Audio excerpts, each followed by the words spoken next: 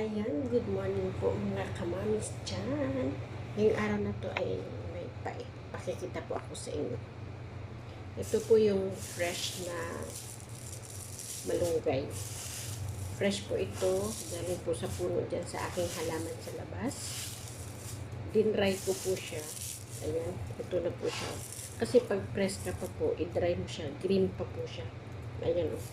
Dinry ko lang siya ng mga 3 days. Kaya ito na po ang dami. Ang gagawin ko po dito ay tea.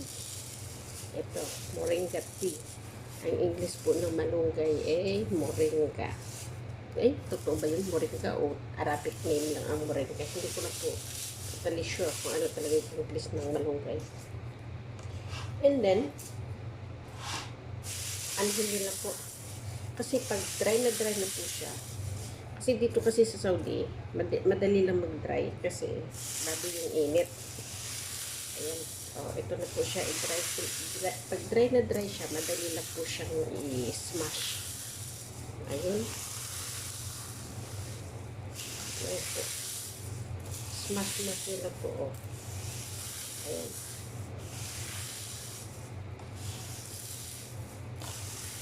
Pag na-smash yun na po, ito na po siya. Diba, slide ko lang siyang minamash kasi meron na po ako dito na imamash ng gusto. Ngayon, iyahan lang po siya ng kunti. Kung wala po kayong kung wala pa kayong kasi meron yan ginagamit na machine yung pang pino-pino talaga. Eh, kung nasa probinsya po tayo, wala tayong ganyan.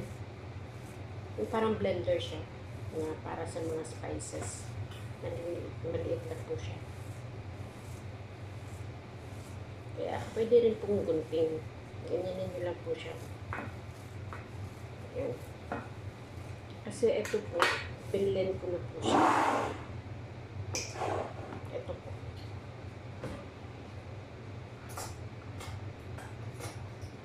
Kasi pag binlend ko siya, pinong-pino. Ayun. Ayun. Pwede nyo na po itong ready to mix na po ito sa water. Isang teaspoon, isang cup na tubig. Kung gusto nyo naman po maligam-gam, okay din. Kung gusto nyo lang, warm, yung normal water lang, pwede din. Pero mas maganda kasi pag maligam-gam, kasi maluluto yung moringa. Yung malunggay, ito po. Masustansya. Kasi malunggay. Ang daming benefits po sa ating katawan. Kaya, yun, ginagawa ko tea. Kung gusto nyo naman po, pwede naman na, kung ayaw nyo na magpino-pino, pwede naman po ito. Pero, i-strain mo pa ito. Ayan po. Itong ginagawa ko, kasi may tanim akong malunggay dito. Pag marami, akong harvest. Pag maganda yung dahon niya, dinadry ko, yun. Tapos ito, ready na rin to. Ipamimigay kasi ng amo ko to sa mga kaibigan niya. Kaya gumawa na naman ako at magbabalot-balot nito.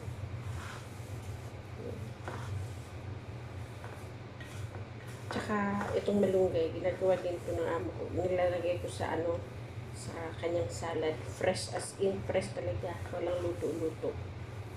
Straight from the tree of malunggay. Hugasan ko lang siya. Tapos ilalagay ko sa table. Ito po, pakikita ko.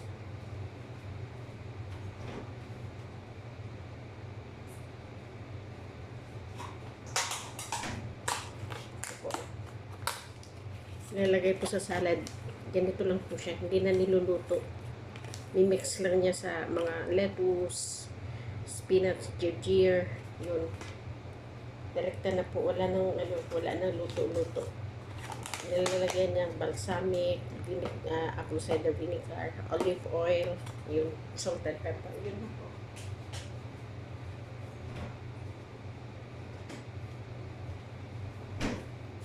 Ayan po guys, napakita ko na sa inyo yung aking konting kaalaman sa paggawa ng moringa tea.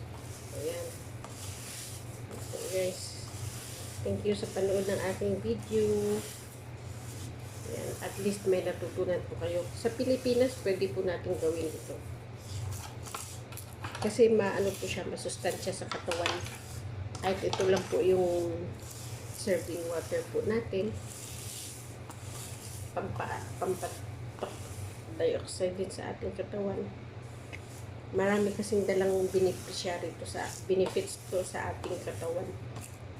Yung para mapangalagaan din natin yung ating katawan, yung ating kalusugan. Yun. Simple lang. Sa malunggay lang ay makakatulong tayo sa ating katawan. Ayan. Ito lang po yung process niya. Pero mas maganda yung medyo malaki-laki. Ito kasi pino-pino eh. Binlend ko kasi ng gusto. Ayan. Thank you guys sa panood ng aking video.